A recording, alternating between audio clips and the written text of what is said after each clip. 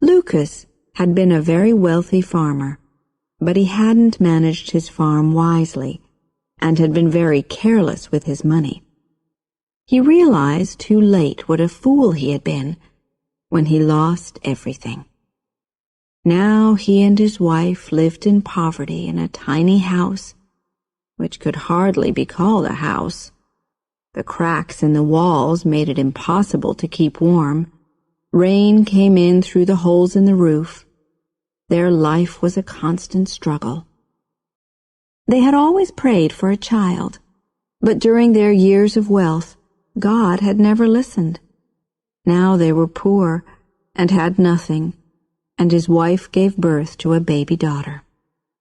"Oh, what are we going to do?" his wife cried. "We don't have food for ourselves. How are we going to take care of this poor little stranger?" "We'll find a way," Lucas said. "She's a gift from God, so He'll help us find a way.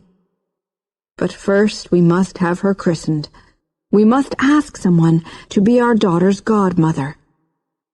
They had no relatives in the area, so Lucas went to ask their neighbor's wife. "My husband and I are only poor peasants like you. Why should we add your child to our list of money worries?" was her answer. Lucas returned home with the bad news. "What can you expect?" asked his wife sadly. "When we were rich, everyone wanted to know us and be our friends. Even the mayor invited us to his home. But now we have nothing, and not even a poor peasant woman will help us." She was very worried about their little baby. Winter was almost at its end, but it was still very cold. At night the earth froze, and in the morning the houses and trees were covered in snow. They had no clothes for their child, only old bits of cloth, and her bed was the cold, hard ground. Lucas's wife kissed their baby and cried, "My poor darling, my poor little darling." Then suddenly a happy thought came to her. She told Lucas to go and ask the mayor's wife to be their child's godmother. She was godmother to the mayor's child, and was certain that the mayor's wife would do the same for them. Lucas didn't feel so certain, but he went to ask her. With a heavy heart, Lucas walked past the fields and farm buildings that used to be his. He arrived at the mayor's house and gave his wife's good wishes to the mayor's wife. He then asked if she would be godmother to their child. "You know how hard things are at the moment," she answered. "Everyone's struggling. I can't afford to help someone as poor as you. Why are you asking me anyway? Isn't there someone else you could ask?" "Well, my wife is godmother to your child," he answered simply. "Oh, I see. So this is a debt that I have to repay, is it?" was her angry reply. "Is that the only reason your wife agreed to be our child's godmother? And tell me, what help is your wife to our child now when you have nothing? How dare you come to my home and insult me like this? I wouldn't be your child's godmother if you paid me in gold." Lucas left in tears. When he got home, he described what had happened at the mayor's house. His wife was desperately unhappy, but he told her not to be discouraged. He was going to take their child to the christening himself and ask the first person he met on the road to be her godmother. His wife, crying, wrapped their child in an old blanket to protect her from the winter winds and put her in her father's arms. Lucas dressed as warmly as he could and started on his journey. He carried his baby sadly but proudly along the road. After several hours, he saw an old woman, dressed in old, torn, dirty clothes, walking very slowly on her old, bent legs. He hesitated for a moment and then walked up to her explained their situation, and asked her if she would be godmother to their baby. The old woman smiled warmly, took the tiny baby in her arms, and said, "Yes, of course I will. It will be an honor to be godmother to such a sweet little baby, whose father loves her so much." They continued together to the church.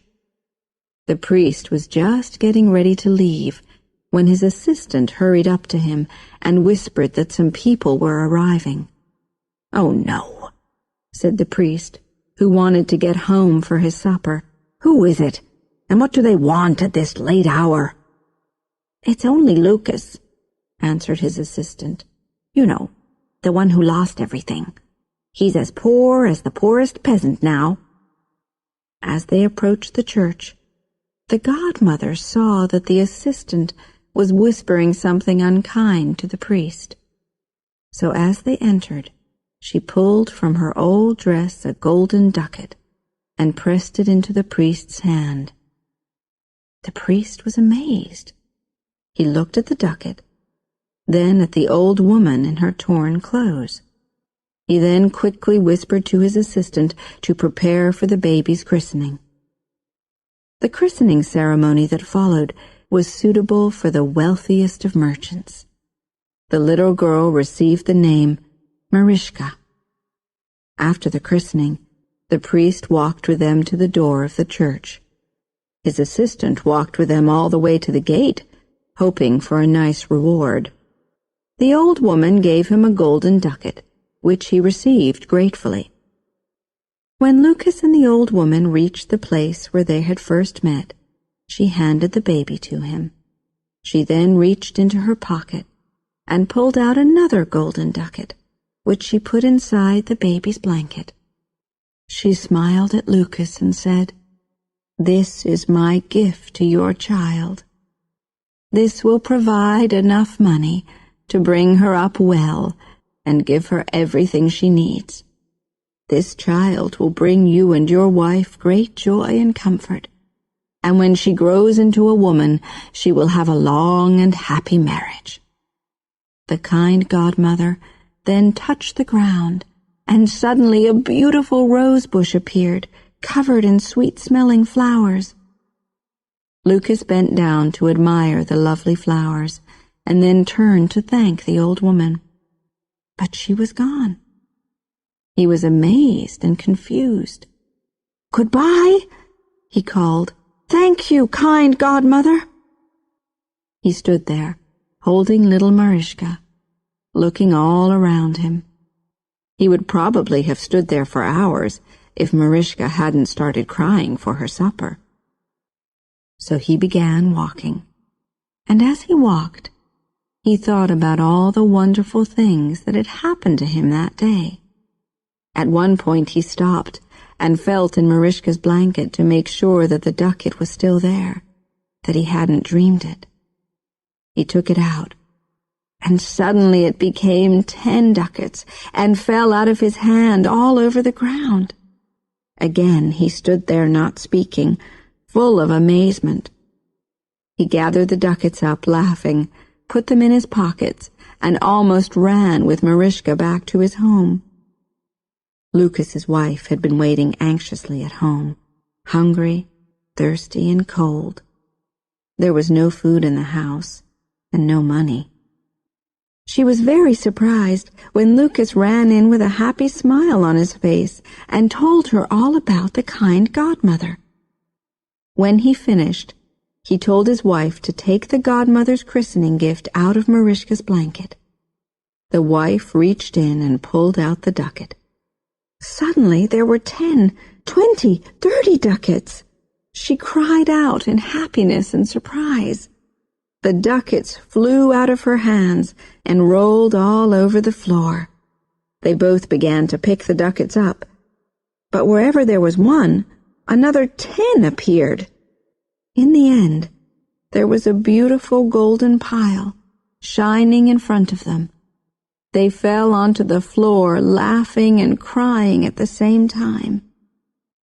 Then Lucas's wife was suddenly full of fear. Could this money be an evil curse? Maybe the woman is an evil spirit who wants to buy our souls."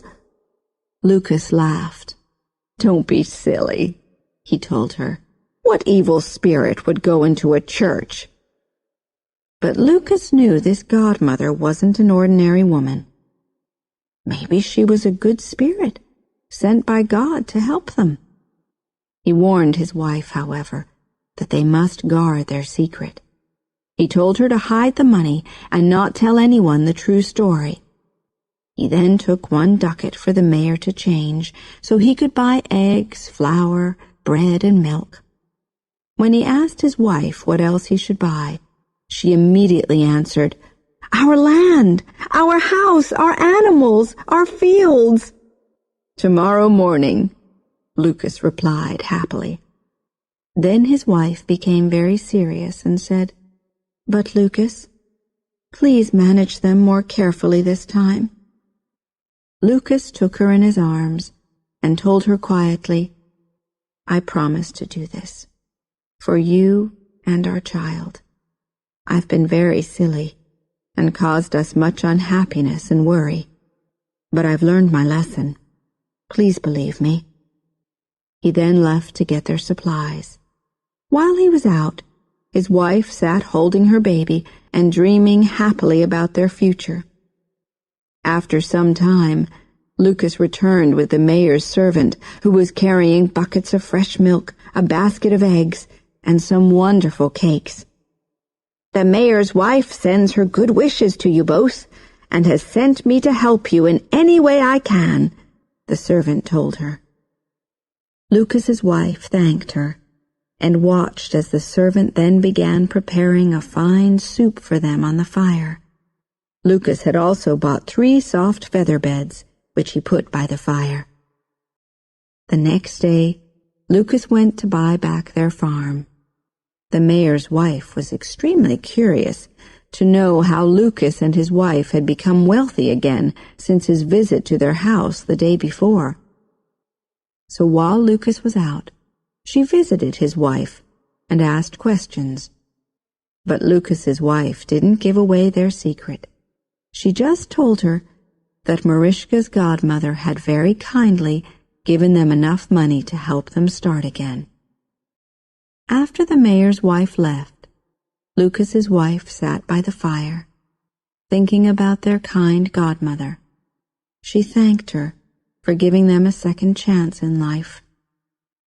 Lucas did buy back all their property, and this time he managed it wisely. He built handsome, solid farm buildings and a beautiful house for his family. He bought the very best animals, and in the fall, his fields were full of healthy golden wheat and corn. His farm became the best in the region. Lucas and his wife were loved and admired as they were good neighbors, generous and helpful to any poor farmer who was having bad luck. Marishka was a wonderful child. She gave Lucas and his wife great joy and comfort, as her godmother had said she would. When she became a woman, her beauty attracted a wealthy prince, who asked her to be his wife. She married him and lived a long and happy life. Lucas and his wife grew old in good health. In the evenings they often sat by the fire and talked about the time when the kind godmother appeared and changed Lucas's luck.